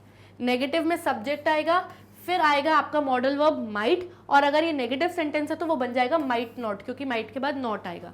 अब ये माइट नॉट वही वाली बात है, अलग अलग आएगा, यही सही है, जोड़ के नहीं लिखना, जोड़ के सिर्फ कैन नॉट को लिखते हैं। वर्ब का फर्स्ट फॉर्म और ऑब्जेक्ट। इंटेरोगेटिव यानी क्वेश्चन वाले सेंटेंस में भाई सब्जेक्ट के पहले आपका मॉडल वर्ब शिफ्ट हो जाता है, तो माइट यहाँ पे शिफ्ट हो गया स्टार्टिंग में, सब्जेक्ट, वर्ब का first form, object and very importantly last में क्वेश्चन मार्क, क्योंकि ये एक इंटेरोगेटिव सेंटेंस है। ओके, अब देखते हैं मे के कंडीशंस और ये कहाँ पे एक्सप्रेस किया जाता है। तो सॉरी, माइट के, might is used as past of may and as a model verb. Very important कि माइट को हम मे के पास्ट टेंस की तरह यूज करते हैं और एक मॉडल वर्ब की तरह भी। जैसे कुड को हम कैन के पास्ट टेंस की तरह यूज करते थे और एक मॉडल वर्ब की तरह, वैसे मे को भी हम दो तरीके से यूज करते हैं। पहले कि वो माइट का माइट को भी हम दो तरीके से यूज करते हैं कि वो मे का पास्ट टेंस है, यानी जब हमको पास्ट में कोई चीज़ बोलनी है और वहाँ पर मे लगना हो तो वहाँ मे न लग के माइट लगेगा, ठीक है। और हर सेंटेंस में वो पास्ट की तरह काम करे वो भी पॉसिबल नहीं है, क्योंकि वो इंडिविजुअली एक मॉडल वर्ब की तरह भी काम करता है। तो दो यूजेस हैं आपके माइट के। अब माइट क्या क्या एक्सप्रेस करता है? पहली चीज़ तो माइट पास्ट ऑफ मे है, एक तो इस तरीके से काम करता है। दूसरा, अगर हम किसी को कोई सजेशन दे रहे हैं फॉर्मल वे में, सजेशन दे रहे हैं पास्ट में कोई फॉर्मल वे में, क्यों? क्योंकि अगर मे फॉर्मल सिचुएशंस दर्शाता है तो माइट भी फॉर्मल सिचुएशन से दर्शाएगा, क्योंकि माइट मे का ही पास्ट टेंस है। यस, तो जब भी कोई फॉर्मल सिचुएशन में हम कोई सजेशन, कोई सुझाव दे रहे हैं पास्ट में, तो लग जाएगा माइट। फिर आ जाता है पॉसिबिलिटी, यानी होने की संभावना। मैंने क्लियरली बताया था कि मे की होने की संभावना ज़्यादा होती है और माइट की संभावना होने में, मतलब माइट की जो संभावना है वो होती कम होती है अगर उसको मे से कंपेयर करें तो। यस, तो यहाँ पर भी माइट लग जाएगा। रिक्वेस्ट, अगर फॉर्मली आप किसी को कोई रिक्वेस्ट कर रहे हो तो वहाँ पे लग जाएगा माइट। और कंडीशनल सेंटेंसेस, यानी वही बात कि अगर आपने जब कहीं पर कोई कंडीशन लगा दी कि इफ़, अगर, I might come with you if you give me a glass of water, मैं तुम्हारे साथ चलूंगी लेकिन अगर तुम मुझे पानी दे दो, तो अगर, इफ़, तो जहाँ आपने कोई कंडीशन लगा दी तो वहाँ पर आएगा माइट। अब हर एक हम कंडीशन को अलग से यूज़ करेंगे और देखेंगे कि किस कंडीशन को कैसे यूज़ करते हैं। सबसे पहले तो पास्ट ऑफ मे, कि मे को, सबसे पहले तो माइट को हम मे के पास्ट की तरह यूज़ करते हैं, तो कैसे करते हैं एग्जाम्पल देखते हैं। He said that he might be late, उसने कहा था कि वो लेट हो जाएगा। उसने कहा था पास्ट की बात हो गई ना, तो यहाँ पर मे भी आ सकता था। आप बोलोगे मैम यहाँ माइट की जगह मे भी कर दे, he said that he may be late, लेकिन हमको तो ये चीज़ पास्ट में बोलनी है ना। जब हमको पास्ट में बोलनी है तो हम मे न लगा के क्या लगाएंगे? Might. I thought I might go to the party, मैंने ऐसा सोचा था कि मैं पार्टी में जाऊँ। अब ये जो वर्ड दिख रहा है आपको थॉट, ये पास्ट टेंस का ही तो वर्ड है। ये जो वर्ड दिख रहा है आपको सेड, ये पास्ट टेंस का ही तो वर्ड है, क्योंकि प्रेजेंट में होता तो ये हो जाता से, अगर प्रेजेंट की बात होती तो थॉट बन जाता क्या? थिंक। तो जब भी हम पास्ट की बात करते हैं तो हम वहाँ पर क्या लगाएंगे? माइट। तो मैंने ऐसा सोचा था कि मैं शायद पार्टी में जाऊँ। यस, माइट भी मतलब जब आपको नहीं पता कोई चीज़ हो पाएगी कि नहीं हो पाएगी, तो मैंने ऐसा सोचा था कि मैं शायद पार्टी में जाऊँ, तो आपने यहाँ पे क्या लगाया? माइट। ओके, सेकेंड कंडीशन देखते हैं हम लोग, पॉसिबिलिटी यानी होने की संभावना। तो जब भी हम कोई पॉसिबिलिटी एक्सप्रेस करते हैं तो, और chances, but it's possibility chances are less than may, वही चीज़ जो मैंने अभी आपको बताई कि पॉसिबिलिटी यानी किसी चीज़ के होने की या ना होने की संभावना जब होगी तो हम माइट यूज़ करेंगे, लेकिन उसके चांसेस बहुत कम होते हैं अगर हम मे से कंपेयर करें, क्योंकि मे में जब हमने मे यूज़ करते हैं तो पॉसिबिलिटी किसी चीज़ की ज़्यादा हो जाती है, मान लो 70% यानी ज़्यादा पॉसिबिलिटी, लेकिन इसी को अगर कंपेयर करें हम लोग माइट से तो पॉसिबिलिटी कम हो जाती है, यानी बहुत कम, 20-30%। तो जब किसी चीज़ के होने या ना होने की संभावना बहुत कम होती है तो हम यूज़ करते हैं might. For example, we might go for dinner tonight, यानी आज रात हो सकता है कि हम डिनर में जाएं। बहुत कम पॉसिबिलिटी है, बहुत कम चांसेस हैं, इसीलिए हमने माइट लगाया। पक्का तो बिल्कुल ही नहीं है कि हम जाएंगे कि नहीं जाएंगे, लेकिन हो सकता है कि हम डिनर के लिए रात में चले जाएं, इसीलिए हमने माइट लगाया, क्योंकि पॉसिबिलिटी बहुत कम है, क्योंकि माइट में पॉसिबिलिटी कम होती है। Your phone might be in the kitchen, हो सकता है कि तुम्हारा फोन किचन में रह गया है, किचन में है, बहुत कम पॉसिबिलिटी, पूरा ढूंढ लिया है किचन में नहीं है, लेकिन माइट भी कहीं दिख जाए, है ना, तो पॉसिबिलिटी बहुत कम है कि तुम्हारा फोन किचन में हो, इसलिए हमने लगा दिया might. Okay,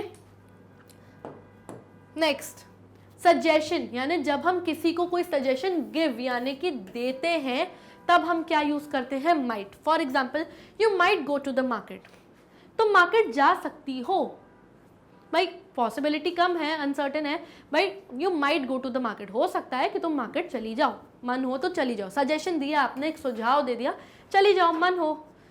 you might catch the train, possibility बहुत कम है कि ट्रेन तुमको मिल जाए, लेकिन फिर भी एक सुझाव है, एक सजेशन है कि you might catch the train, यानी कि तुम ट्रेन पकड़ लो जाके, पॉसिबिलिटी बहुत कम है लेकिन फिर भी एक सुझाव है, यानी जब पॉसिबिलिटीज कम होती है तब माइट यूज होता है। ओके, नेक्स्ट, जब आप रिक्वेस्ट कर रहे हो किसी को बहुत ही फॉर्मल तरीके से और बहुत ही पोलाइटली यानी बहुत ही प्यार से, तब आप माइट यूज करते हो। रिक्वेस्ट यानी निवेदन किसी से प्लीज करके। अब क्यों फॉर्मल वे, क्योंकि मे को भी हम फॉर्मल सिचुएशंस में यूज करते थे, और माइट क्या है, मे का ही पास्ट टेंस है, तो माइट की भी सिचुएशंस फॉर्मल ही रहेंगी। ओके, जब हमको फॉर्मल तरीके से बहुत प्यार से किसी को कोई रिक्वेस्ट करनी है, कोई निवेदन करना है, तो हम माइट यूज करेंगे। एग्जाम्पल्स देखते हैं, might I have a cup of coffee, क्या मैं एक कॉफी का कप ले सकता हूँ, तो बहुत ही प्यार से पोलाइटली आपने उनसे पूछा, रिक्वेस्ट करी कि क्या मैं पी लूँ, ऐसा करके, तो आपने यहाँ क्या यूज किया, might. Might I join the meeting, आपने अपने बॉस से बोला might I join the meeting, क्या मैं भी प्लीज मीटिंग ज्वाइन कर लूँ आपके साथ, तो क्योंकि फॉर्मल सिचुएशन है, बॉस है, तो बहुत पोलाइटली प्यार से आपने उनसे पूछा कि क्या मैं मीटिंग ज्वाइन कर लूँ, तो आपने यूज किया might. Might I borrow your pen, borrow your book, क्या मैं प्लीज़ तुम्हारी बुक थोड़ी देर के लिए बोरो कर लूँ यानी उधार में ले लूँ, तो हो सकता है कि आपके कोई सुपीरियर है, कोई सीनियर है आपके सामने ऑफिस में, तो आपने उनसे पूछा कि आपकी बुक थोड़ी देर के लिए बोरो कर लूँ यानी उधार में ले लूँ, तो आपने क्या यूज़ किया, माइट, क्योंकि पोलाइटली है, आपको पूछना है और फॉर्मल सिचुएशन है, तो माइट यूज़ होगा। ओके, नेक्स्ट कंडीशनल सेंटेंसेस, ये हम तब यूज़ करते हैं to indicate situations based on conditions, जब कोई ऐसी सिचुएशन आ जाती है जब वहाँ पर कोई कंडीशन लगा देते हो, इफ़ अगर लगा देते हो आप, तो माइट यूज़ होता है। For example, if I participate I might win the race, जब चांसेस बहुत कम होते हैं तब हम माइट लगाते हैं, तो बोल रहा है इफ़ आई पार्टिसिपेट, अगर मैं हिस्सा लूँ, I might win the race, यानी चांसेस बहुत कम है, तभी आपने माइट लगाया है कि अगर मैं पार्टिसिपेट कर लूँ तो हो सकता है कि मैं ये रेस जीत जाऊँ, चांसेस बहुत कम है, इसीलिए आपने क्या लगाया है, may. If I leave now we might catch the bus, अगर मैं अभी यहाँ से जाऊँ, if I leave now, if condition लगा दी आपने, इफ़ आई लीव नाउ कि अभी अगर मैं यहाँ से चला जाऊँ तो भी बहुत कम चांसेस है कि मैं बस पकड़ लूँ, अपनी बस निकल जाएगी मेरी, ये तो मुझे पक्का पता है, लेकिन अभी जस्ट तुरंत अगर मैं यहाँ से निकल जाऊँ, अगर कंडीशन लगा दी कि तुरंत अगर अभी मैं यहाँ से निकल जाऊँ, तो माइट भी यानी हो सकता है कि मैं अपनी बस पकड़ लूँ, तो ये आपने इफ़ लगा के क्या करा, कंडीशंस लगा दी यानी अगर, तो ये कंडीशनल सेंटेंस में जहाँ चांसेस बहुत कम होते हैं वहाँ लगता है माइट। और अब हम डिस्कस करेंगे हमारा नेक्स्ट मॉडल वर्ब नंबर 5 जो है वो है शैल। ओके, हमने क्या क्या डिस्कस किया, कैन, कुड, मे, माइट, अब हम डिस्कस करेंगे शैल। अब शैल में भी 3 तरीके के सेंटेंसेस होते हैं, पॉजिटिव, नेगेटिव, इंटेरोगेटिव। इस तरीके से शैल कैसे लगेगा, सबसे पहले सब्जेक्ट, मॉडल वर्ब शैल, वर्ब का first form object. Negative sentence में वैसा ही सेम सब्जेक्ट लगेगा, मॉडल वर्ब शैल, क्योंकि नेगेटिव है तो उसके बाद लग जाएगा नॉट, वर्ब का first form object. Again shall not में भी शैल नॉट अलग अलग ही लिखोगे आप, तभी सही है, अगर शैल नॉट को जोड़ दिया तो गलत हो जाएगा।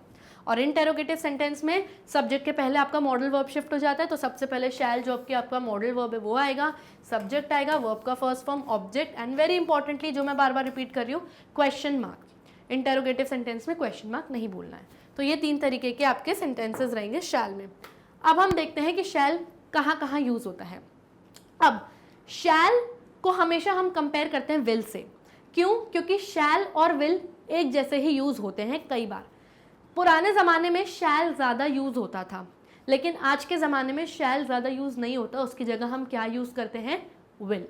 और ये हमेशा हम जो शैल यूज़ कर रहे हैं या विल यूज़ कर रहे हैं हमेशा फ्यूचर के लिए, यानी कि हमारे भविष्य के लिए यूज़ करते हैं। फ्यूचर टेंस में शैल या विल यूज़ होता है। तो shall is use to indicate future action and is a model verb. तो जब भी आपको फ्यूचर की कोई बात बोलनी है तो आप शैल यूज़ करोगे, और शैल एक तरीके का मॉडल वर्ब भी है। तो शैल एक ऐसा मॉडल वर्ब है जो फ्यूचर एक्शंस में होने के लिए हम यूज़ करते हैं। जो शॉर्ट फॉर्म है शैल का वो क्या है, अपॉस्ट्रोफी डबल एल।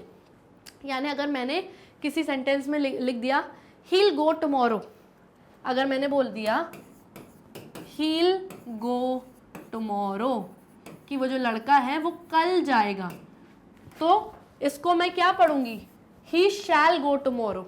यानी जब ही में अपॉस्ट्रोफी डबल एल लगा दूंगी स्मॉल वाले में, तो इसका मतलब क्या है, इसका मतलब शैल ही है कि ही शैल गो टुमारो।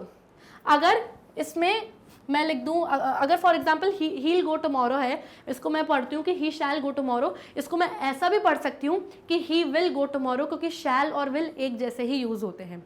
अगर ये डबल एल है, आपको तो पता नहीं है ना कि ये शैल है कि विल है, तो आप इसको क्या पढ़ोगे, इसको ही शैल भी पढ़ सकते हो, ही विल भी पढ़ सकते हो, ओके। लेकिन क्योंकि आज के ज़माने में ज़्यादा विल यूज़ होता है तो आप विल यूज़ करिए। तो शैल का शॉर्ट फॉर्म क्या है, जैसे हील हो जाएगा आइल या शील, तो इसमें क्या है, ये शैल लग रहा है, ओके। लेकिन पढ़ेंगे हम इसको विल ही, क्यों, क्योंकि आज के ज़माने में विल ज़्यादा यूज़ होता है। It adds an additional degree of politeness और फॉर्मेलिटी टू द सेंटेंस। तो शैल में क्या एक अच्छी बात है भाई, शैल में एक अच्छी बात है कि एक additional degree of politeness sentence में और फॉर्मेलिटी ऐड कर देता है। यानी सेंटेंस में जब फॉर्मेलिटी, रिस्पेक्ट, प्यार, पोलाइटनेस, सम्मान जब और एक्स्ट्रा ऐड हो जाता है ना, वो तब होता है जब हम शैल यूज़ करते हैं। तो shall extra formality, extra politeness, extra प्यार ऐड करता है सेंटेंस में, तो हम शैल यूज़ करते हैं। फॉर एग्जांपल अगर मैं बोलूँ बॉस से I shall take a leave tomorrow, तो मैंने बहुत प्यार से फॉर्मल सिचुएशन बोला कि मैं कल leave, I can take a leave tomorrow ऐसे बोलूँगी, तो ये रिस्पेक्ट है क्या, नहीं। तो shall additional degree of respect and formality sentence में ऐड करता है। Shall is use with I and we but this changes in certain conditions. यानी शैल हमेशा किसके साथ यूज होता है, आई एंड वी, यानी कि फर्स्ट पर्सन के साथ हमेशा यूज होता है। लेकिन जो ये चीज़ है कि शैल आई और वी के साथ यूज़ होता है, ये कभी कभी किसी किसी कंडीशंस में चेंज हो जाती है। किन कंडीशंस में, यानी सेकंड पर्सन और थर्ड पर्सन में। कैसे, हम देखते हैं। मतलब मैं बोल सकती हूँ I shall go tomorrow, we shall go to market after 3 days, तो आई और वी के साथ शैल तो लगेगा, हमेशा ही लगता है, लेकिन ये चीज़ कभी कभी चेंज हो जाती है। कैसे चेंज होती है देखते हैं। आई और वी क्या है, ये है फर्स्ट पर्सन, ठीक है, और यू, ही, शी, इट, दे, ये क्या है, सेकंड और थर्ड पर्सन, क्योंकि जो यू है वो है आपका सेकंड पर्सन, और ही, शी, इट, दे, ये चारों वर्ड्स हैं आपके थर्ड पर्सन की बात हो रही है। तो जब भी आप किसी फ्यूचर एक्शन की बात कर रहे हो, यानी फ्यूचर में होने वाली किसी चीज़ की बात कर रहे हो, तो आप शैल के साथ आई और वी लगाओगे। टेकिंग सजेशंस, जब आप किसी से कोई सजेशन, कोई सुझाव ले रहे हो, तो आप क्या करोगे, एक्स्ट्रा पोलाइट वाले सजेशन ले रहे हो तो शैल यूज़ करोगे आई और वी के साथ। जब आप किसी को कोई चीज़ ऑफर कर रहे हो, आप ऑफर कर रहे हो पोलाइटली, प्यार से, तब आप फर्स्ट पर्सन यूज़ करोगे। जब आप किसी से कोई प्रॉमिस, कोई पक्का वाला वादा यूज़ कर रहे हो, वादा कर रहे हो, तो आप शैल के साथ आई और वी यूज़ करोगे, यानी फर्स्ट पर्सन के साथ। अब बात करते हैं सेकंड, यानी सेकंड पर्सन यानी यू, और थर्ड पर्सन यानी ही, शी, इट, दे की बात करते हैं। जब हम किसी को कोई कमांड देते हैं, कोई ऑर्डर, कोई आदेश देते हैं, यू शैल डू दिस, तो हम क्या यूज़ करेंगे, सेकंड या थर्ड पर्सन, ये इन वर्ड्स में से, he shall, you shall, it shall, they shall, okay. क्योंकि कमांड हम दूसरे के लिए देते हैं, खुद को थोड़ी कमांड देंगे, तभी तो फर्स्ट पर्सन में नहीं दे रहे। थ्रेट, जब हम किसी को कोई धमकी दे रहे हैं, तो हम सेकंड और थर्ड पर्सन के साथ शैल यूज़ करेंगे, क्योंकि अगेन ये हम दूसरों के लिए करते हैं, आई और वी। खुद को आई शैल डू दिस, थ्रेट, खुद को धमकी दोगे क्या, नहीं दोगे। You shall do this, he shall do this, तो दूसरों को हम ये धमकी देते हैं या कमांड देते हैं। फॉर्मल ऑब्लिगेशंस, अब फॉर्मल ऑब्लिगेशंस यानी, ऑब्लिगेशन वर्ड का मतलब क्या होता है, ड्यूटी, यानी कोई आपका कर्तव्य।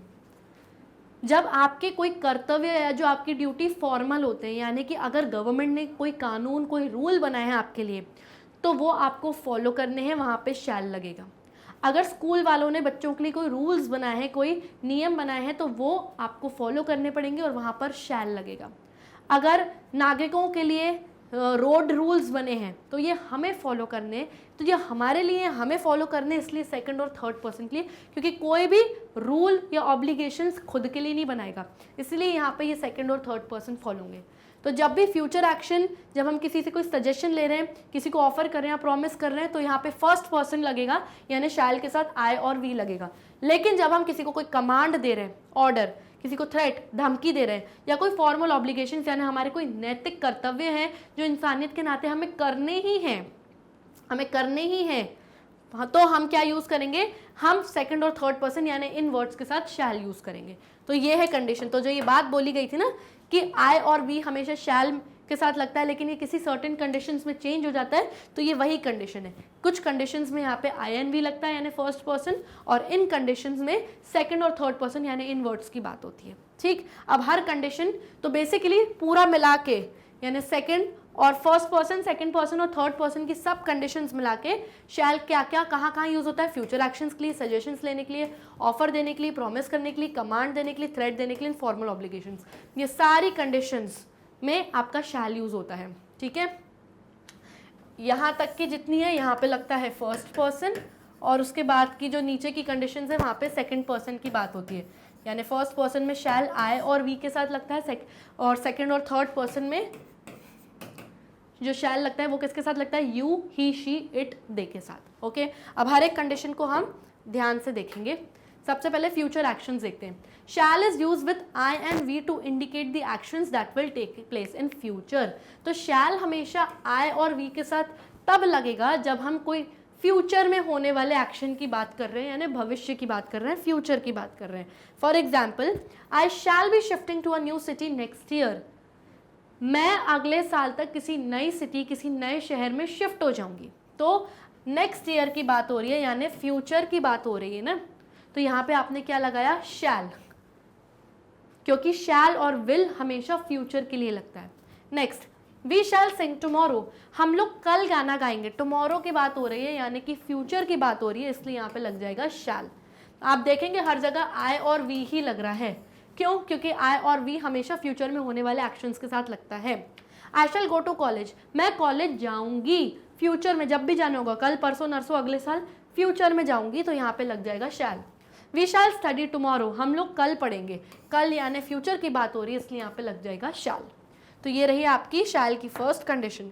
अब देखते हैं सेकंड, टेकिंग सजेशंस। जब आप किसी से कोई सजेशन यानी कोई सुझाव ले रहे हो, तो शैल यहाँ पर भी आई और वी के साथ ही लगेगा जब हमें किसी से कोई सजेशन लेना है। देने की बात नहीं हो रही है, अभी सुझाव लेने की बात हो रही है। For example, we shall, what shall we do this Sunday. अभी आपने अपने फ्रेंड से पूछा, किसी से पूछा, what shall we do this Sunday, भाई इस संडे क्या करें। तो अभी संडे आया नहीं ना, फ्यूचर की बात है, अभी संडे के लिए पूछ रहे हो कि संडे को क्या करें, तो संडे को क्या करें फ्यूचर की बात है, और अभी आप सजेशन, सुझाव ले रहे हो कि संडे को क्या करें, तो लग जाएगा shall. Shall I send you the book, क्या मैं तुम्हें बुक भेज दूं। एक सुझाव दे रहे हो कि भाई तुम नई पढ़ाई हो रही तुमसे, तो आपने एक सुझाव दिया कि क्या मैं बुक भेज दूं, बुक से देख के पढ़ ले, तो बुक भेज दूं, अभी भेजी नहीं है, फ्यूचर में अभी आप भेजोगे, फ्यूचर की बात हो रही है और सुझाव दे रहे हो, तो क्या लग जाएगा यहाँ पर, shall. Okay, next condition, offers. अब यहाँ पर भी शैल लगेगा आई और वी के साथ जब आप किसी को कोई चीज़ ऑफर कर रहे हो, बहुत पोलाइटली यानी बहुत प्यार से। For example, shall I help you, क्या मैं आपकी मदद कर दूं। मैंने आपको बताई थी ये चीज़ क्लियरली कि शैल किसी भी सेंटेंस में extra politeness, extra respect, extra प्यार, एक्स्ट्रा फॉर्मल सिचुएशन ऐड करता है, हमेशा एक्स्ट्रा प्यार और एक्स्ट्रा रिस्पेक्ट ऐड करता है शैल। तो जब आप बहुत प्यार से किसी को कुछ ऑफर कर रहे हो, मदद ऑफर कर रहे हो कि शैल आई हेल्प यू, अभी तक हेल्प करी नहीं है, फ्यूचर की बात है ना, फ्यूचर में आप हेल्प करोगे अगर सामने वाला हाँ बोलेगा तो शैल आई हेल्प यू, आप प्यार से उनको ऑफर करो कि क्या मैं आपकी मदद कर दूं, तो लग जाएगा यहाँ पे shall. Shall we wash the clothes for you, क्या हम आपके लिए कपड़े धो दें, आपके जो कपड़े गंदे हो गए क्या हम धो दें। तो यहाँ पे आपने बहुत प्यार से किसी को हेल्प ऑफर करी है और अभी कपड़े धुले नहीं, अभी आप धोगे, फ्यूचर की बात हो रही है, तो इसलिए shall. Okay, next condition, promise. Shall यहाँ पर भी आई और वी के साथ लगता है जब हम किसी से पक्का वाला कोई किसी चीज़ के लिए प्रॉमिस करते हैं, यानी वादा करते हैं। For example, I shell never forget you, मैं कभी तुम्हें नहीं भूलूंगा, कभी नहीं भूलूंगा। ये पक्का वाला प्रॉमिस, इसमें एक्स्ट्रा प्यार, एक्स्ट्रा रिस्पेक्ट इसमें एडेड है, इसलिए शैल की बात है। वी शैल पे द मनी, हम पक्के से पैसे पे कर देंगे। वी शैल पे द मनी, भाई जो भी हमसे नुकसान हुआ है हम उसके पैसे पे कर देंगे। पक्का वाला प्रॉमिस है तो शैल लग जाता है यहाँ पे, तो वी शैल पे the money. Okay, next command. अब बारी आती है कमांड की। अब कमांड आप आई और वी को तो नहीं दोगे, खुद को या हम सबको तो आप कमांड दोगे नहीं, तो आप कमांड किसको दोगे? दूसरों को। तो यहाँ पे सेकंड पर्सन और थर्ड पर्सन की बात होगी। तो जब आप किसी को कोई कमांड, कोई आदेश दे रहे हो, कोई हुक्म दे रहे हो, तो यहाँ पर शैल यूज होगा सेकंड और थर्ड पर्सन के साथ। सेकंड पर्सन में कौन आता है? You, you shall do this, आपने कमांड दिया। और थर्ड पर्सन में कौन आता है? ही, शी, इट और दे। he shall do this, she shall do this या they shall do this work right now। तो आपने कमांड, ये आदेश दिया, तो ये दूसरों के लिए होता है ना, इसलिए सेकंड पर्सन और थर्ड पर्सन के केस में शैल हम यहाँ पर यूज करते हैं। For example, they shall not come to my house, वो मेरे घर नहीं आने चाहिए। तो ये शैल के केस में एक नेगेटिव सेंटेंस है, क्योंकि आपको यहाँ पे नॉट दिख रहा है, तो शैल नॉट आ गया ना। तो ये आपका क्या है? ये आपका एक कमांड है कि वो लोग मेरे घर नहीं आने चाहिए, ये एक कमांड है, और नॉट लग गया तो negative sentence. Okay, you shall not get in, you shall not get in, तुम अंदर आने नहीं चाहिए, ये कमांड है कि मेरे घर के दरवाजे के अंदर आना मत, तो shall not. He shall be there at 2 PM sharp, वो लड़का यहाँ पे 2 बजे दिन के 2 PM पे शार्प यहाँ पे होना चाहिए। तो आपने कमांड दिया ही को, यानी सेकंड पर्सन की बात हो रही है, और आपने बता दिया कि ही शैल बी, कमांड दिया आपने, तो क्या लग गया? शैल। शैल लग सकता है, शैल नॉट, कुछ भी आप लगा दो डिपेंडिंग अपॉन द सेंटेंस।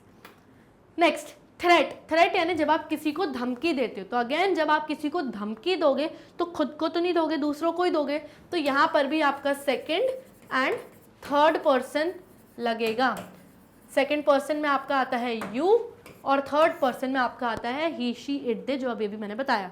तो फॉर एग्जाम्पल कैसे दोगे आप किसी को थ्रेट? यू शैल पे फॉर दिस डैमेज, जो डैमेज, जो नुकसान हुआ है उसके लिए तुम्हें पे यानी पैसे पे करने ही पड़ेंगे। तो यहाँ पे शैल आ गया, और यू दिख रहा है यानी second person. They shall be punished for this, जो गलती हुई है उन सबको इस चीज़ की पनिशमेंट यानी उनकी सज़ा मिलेगी ही। दे शैल बी पनिश्ड यानी फ्यूचर में उनको पनिश करके ही रहेंगे। शैल हमेशा फ्यूचर टेंस के लिए आता है, ये हमें पता है। Okay, he shall be arrested soon, जल्द ही हम उसको अरेस्ट कर देंगे। धमकी दे रहे हो आप, किसको दे रहे हो? ही को, यानी बात हो रही है यहाँ पे थर्ड पर्सन की, और सून यानी जल्द ही, यानी क्योंकि शैल है तो जाहिर सी बात है फ्यूचर की बात आ रही है यहाँ पे। Okay, next, formal obligations. Shall formal obligations में यूज होता है again second and third person के साथ, जब कोई फॉर्मल सिचुएशन आती है, यानी जब आपके कोई नैतिक ऑब्लिगेशन, कोई नैतिक ड्यूटी, कोई कर्तव्य होते हैं जो आपको करने ही रहते हैं, जो आपको करने चाहिए, जो आपको करने चाहिए, तब यहाँ पर लगता है शैल। ओके, शैल और शुड में एक ही डिफरेंस है। शैल में हम बोलते हैं कि आपको ये चीज़ करनी चाहिए, कंपलसरी नहीं है, लेकिन शुड में बोलते हैं आपको करनी ही पड़ेगी, ये चीज़ कंपलसरी है। तो यही एक छोटा सा डिफरेंस है, क्योंकि इसके बाद हम शुड भी पढ़ने वाले हैं। एग्जाम्पल देखते हैं फॉर्मल ऑब्लिगेशंस में। They shall not click photographs in the zoo. अब जू अधिकारियों ने बोल दिया कि they shall not click photographs in the zoo, यानी जू में पिक्चर्स क्लिक करना, चिड़ियाघर में पिक्चर्स क्लिक करना मना है। तो they shall not do this, negative sentence है। ओके, तो ये क्या है? ये एक फॉर्मल ऑब्लिगेशन है, यानी सामने वालों ने रूल बनाया है, और ये हमारा ऑब्लिगेशन यानी हमारी ड्यूटी, हमारा नैतिक कर्तव्य है कि हमें ये चीज़ फॉलो करनी चाहिए। Visitors shall not enter the kitchen. Hotel में जो विजिटर्स हैं, जो लोग आ रहे हैं, वो होटल के किचन में एंटर नहीं करेंगे। तो ये होटल वालों ने, जो मालिक है, वहाँ के ओनर्स हैं, उन्होंने ये बोला है कि आप हमारे किचन में एंटर मत करिए। तो ये हमारा कर्तव्य है, हमारी ड्यूटी है कि हमें ऐसा नहीं करना चाहिए। तो अगेन शैल नॉट इसलिए लगाए क्योंकि ये क्या है? एक negative sentence. Next, you shall obey the rules of the hospital. आपको हॉस्पिटल के जितने भी रूल्स हैं उनको ओबे करने चाहिए, यानी कि मानना चाहिए। तेज मत चिल्लाओ, धीरे बोलो, पेशेंट्स डिस्टर्ब हो सकते हैं। यस, तो यहाँ पे यू शैल ओबे, तो यहाँ पे क्या है, एक फॉर्मल ऑब्लिगेशन, इसलिए शैल आ गया है। ओके, तो ये सारे क्या थे, ये सारे कंडीशंस थे जो कहाँ लगते हैं, शैल में। और आज के हमारे इस टॉपिक का लास्ट टॉपिक यानी जो हमारा 6th मॉडल वर्ब है शुड, उसको पढ़ेंगे हम। ओके, बहुत ही ईजी है, फटाफट से हो जाएगा। इसका भी सेम स्ट्रक्चर ऑफ सेंटेंस है, पॉजिटिव, नेगेटिव और इंटेरोगेटिव 3 सेंटेंस होते हैं। पॉजिटिव में पहले सब्जेक्ट आएगा, मॉडल वर्ब शुड, फिर वर्ब का फर्स्ट फॉर्म और फिर आ जाएगा आपका ऑब्जेक्ट। नेगेटिव में आ जाएगा सब्जेक्ट, फिर आएगा शुड, और क्योंकि नेगेटिव है तो शुड नॉट, वर्ब का first form object. Should not अगर लिखा है आपने इस तरीके से अलग अलग तो सही है, अगर शुड नॉट जोड़ के लिखा है तो गलत हो जाएगा। शुड नॉट की जगह अगर आप ये देख रहे हैं शुडेंट, यानी आपने शुड लिख दिया, ये एन आपने यहाँ पे जोड़ दिया, ओ हटा के अपॉस्ट्रोफी टी लगा दिया, तो ये क्या बन गया, शुडेंट। तो अगर शुड नॉट की जगह आप कहीं शुडेंट पढ़ रहे हैं तो वो भी सही है, उसको शुड नॉट ही कंसिडर करेंगे, शुड नॉट ही पढ़ते हैं। तो शुड नॉट भी सही है और शुडेंट लिखा है तो वो भी सही है। ओके, इंटेरोगेटिव सेंटेंस में सब्जेक्ट के पहले मॉडल वर्ब शिफ्ट हो जाता है, तो शुड पहले आ गया, सब्जेक्ट, वर्ब का first form, object, and again very importantly question mark लगना इंपॉर्टेंट है क्योंकि एक इंटेरोगेटिव सेंटेंस है। आगे देख लेते हैं शुड के क्या रूल्स हैं। Should is use to make recommendations. अब ये रिकमेंडेशन क्या होता है, फॉर एग्जाम्पल मैं एक रेस्टोरेंट में खाना खाने गई और मुझे एक डिश बहुत अच्छी लगी, बहुत टेस्टी, बहुत यमी डिश थी। तो जब मैं घर आई तो मैंने अपने ब्रदर को कॉल किया और मैंने उसको क्या बोला कि भाई इस होटल में ये वाली डिश ज़रूर खाना, बहुत अच्छी है। तो मैंने क्या किया, मैंने उस डिश को रेकमेंड किया अपने भाई को कि खा के देखना, ट्राई करके देखना, बहुत बढ़िया है। तो जब आप कोई चीज़ किसी को रेकमेंड करते हो यानी आप वहाँ पर क्या यूज़ करते हो, शुड। तो मैं क्या बोलूँगी अपने ब्रदर को, you should try this dish of ABC hotel. भाई ABC होटल जाएगा तो यू शुड ट्राई करना ही पड़ेगा तुझे, क्योंकि शुड है यानी कंपल्सरीली तुझे ट्राई करना ही पड़ेगा। तो जब आप कोई किसी चीज़ का रेकमेंड करते हो किसी को तो आप वहाँ पे शुड यूज़ करते हो, क्योंकि शुड कंपल्सरी सिचुएशंस की होता है। गिव एडवाइस, जब आप किसी को कोई एडवाइस, कोई राय दे रहे हो, you should visit hospital tomorrow, कल तुम हॉस्पिटल चले ही जाना, एडवाइस दे रहे हो और बोल रहे हो कि चले ही जाना भाई, वरना तुम्हारी और तबीयत खराब हो जाएगी। एक्सप्रेस ऑब्लिगेशन, ऑब्लिगेशन का मतलब क्या होता है, ड्यूटी, यानी आपका कोई कर्तव्य। जब आप कोई ड्यूटी, कोई ऑब्लिगेशन एक्सप्रेस कर रहे हो कि तुम्हें चीज़ करनी ही है, करनी ही पड़ेगी, you should not, you should enter this gate या you should not touch this wall, तो ये क्या है, कर्तव्य, ऑब्लिगेशन आपको मानना ही पड़ेगा कंपल्सरीली। जहाँ शुड है वहाँ पे मतलब कंपल्सरीली वो चीज़ आपको करनी ही है, करनी पड़ेगी। एक्सपेक्टेशन, यानी जब आपको सामने वाले से कोई उम्मीद है कि he should have done this ना, उसको ऐसा करना चाहिए था, कंपल्सरीली उसको ऐसा करना चाहिए था, he should have brought gifts for me, है ना। तो जहाँ एक्सपेक्टेशन, उम्मीद आ जाती है और कंपल्सरी की आपको उम्मीद है कि वो ऐसा करेगा ही, तो वहाँ पे क्या लग जाएगा, should. Express the conditional mood, वही चीज़ कंडीशनल मूड मतलब कंडीशनल सेंटेंसेस एक ही बात है कि जब आप कोई कंडीशन लगाते हो, I should do this if you bring me a glass of water, मैं ये करके ही रहूँगी तुम्हारा काम पक्के से 100%, बस मेरे लिए एक गिलास पानी ले आओ, अगर ले आओगे पानी तो ये काम कर दूंगी, अगर यानी इफ़ आपने कंडीशन लगा दी तो वहाँ पर भी लगेगा शुड। ओके, अब एक एक कंडीशन को हम डिटेल में देखते हैं। सबसे पहले रिकमेंडेशन, जब आप किसी को कोई चीज़ रेकमेंड करते हो तो वहाँ पर क्या लग जाता है, शुड लग जाता है। For example, when you go to Mumbai you should visit Taj hotel, जब तुम मुंबई जाओगे ना you should visit Taj hotel, ज़रूर से कंपल्सरीली ताज होटल जाना, बहुत बढ़िया है। You should eat this dish, this is really delicious, तुम्हें ये डिश खानी ही पड़ेगी, बहुत डिलिशियस, बहुत स्वादिष्ट है, तो कंपल्सरीली तुम खाना ही, क्योंकि तुमने रेकमेंड करी है। ओके, नेक्स्ट कंडीशन आती है एडवाइस, जब आप किसी को कोई एडवाइस देते हो, व्हेन यू गिव एडवाइस, कोई सुझाव, कोई राय जब आप देते हो। For example, you should get a haircut, मतलब पक्के से तुम्हें हेयर कट लेना ही चाहिए, बाल कटवाने चाहिए, बिकॉज तुम बहुत ही खतरनाक एनिमल लग रहे हो, तो you should get a haircut, यानी हेयर कट तुम्हें लेना ही चाहिए। सुझाव दे रहे हो, राय दे रहे हो, आप अपनी राय दे रहे हो कि ले लो भाई, बहुत खतरनाक बाल हो रहे हैं, तो ले लो कंपल्सरीली, पक्के से। He should start sleeping early, उसको जल्द से जल्द सोना चालू करना चाहिए, लेट लेट तक रात में नहीं जागना चाहिए। शुड यानी पक्के से उसको ऐसा करना चाहिए।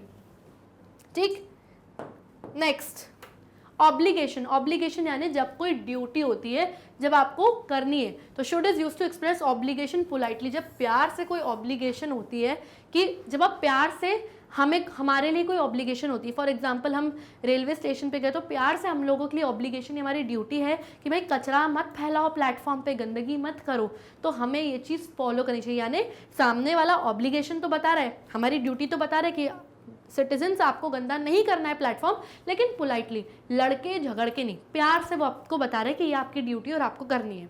For example passengers should check in at least 1 hour before time.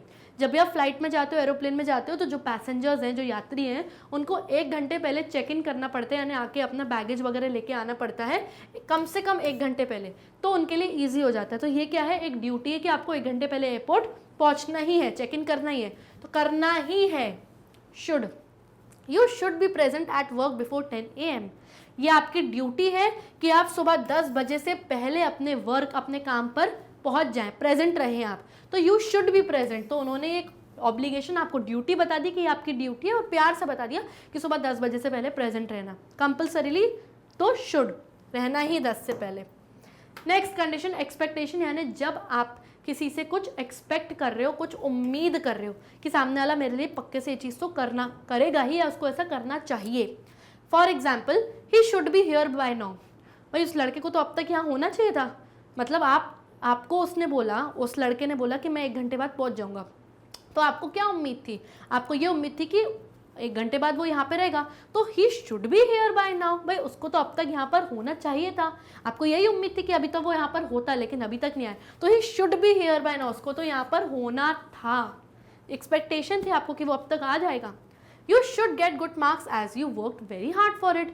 तुमको तो बहुत अच्छे मार्क्स मिलने चाहिए, क्योंकि तुमने तो उसके लिए बहुत हार्ड वर्क, बहुत मेहनत किया है, आपको पूरी उम्मीद थी कि इसको बहुत अच्छे मार्क्स मिलेंगे, तो you should get good marks, तुम्हें तो बहुत अच्छे मार्क्स मिलने चाहिए थे। यस, तो जब एक्सपेक्टेशन होती है पक्की वाली, तो उसको हम लगा देते हैं वहाँ पे शुड। नेक्स्ट आते हैं कंडीशनल सेंटेंस। तो जब कोई सर्टेन सिचुएशंस होती हैं जो कंडीशंस पर बेस्ड होती हैं, इफ़ या अगर पे बेस्ड होती हैं, तो वहाँ पर हम क्या लगाते हैं, should. For example if I were you I should complain to the manager. If I were you, अगर मैं तुम होता, यानी अगर मैं तुम्हारी जगह होता, तो मैं तो पक्के से मैनेजर को कंप्लेन करता, जो भी सामने वाले ने मेरे से बदतमीजी करी। यस, तो I should complain to the manager, मैं मैनेजर को पक्के से कंप्लेन करता, शिकायत करता। इफ आई वर यू, अगर मैं तुम्हारी जगह होता, कंडीशन रख दी कि अगर मैं तुम्हारी जगह होता, और कंप्लेन तो पक्के से ही करता, तो शुड पक्के से करता। I shouldn't say anything if I were you, अगर मैं तुम्हारी जगह होता तो आई शुडंट से एनीथिंग, मैं कुछ भी नहीं बोलता। अब यहाँ पे क्या आ गया, शुडंट। शुडंट का मतलब सेम होता है शुड नॉट, यानी अगर मैंने शुड नॉट लिखा है इस तरीके से, या अगर मैंने शुडंट लिखा है, तो एक ही बात है और दोनों ही चीज़ें सही हैं।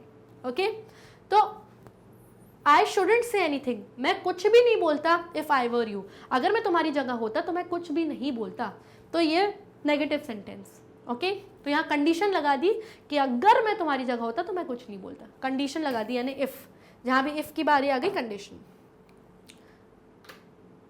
सो children, with this we come to the end of this session. I hope आपको modal verbs can, could, may, might, shall, should बहुत अच्छे से समझ में आ गए होंगे। मेरे इस वीडियो के बाद मेरे अगले वीडियो में मैं will, would and ought to, ये 3 मॉडल वर्ब्स कवर करूंगी, एंड उसके बाद हमारी सॉल्व एक्सरसाइजेस का एक वीडियो आएगा जिसमें हम सारी एक्सरसाइजेस को बहुत डिटेल वे में अच्छे से सॉल्व करने वाले हैं। तो मेरे सारे वीडियोस आपको देखना नहीं भूलना है। Also do not forget to like, subscribe and share our YouTube channel. तब तक के लिए bye bye and take care.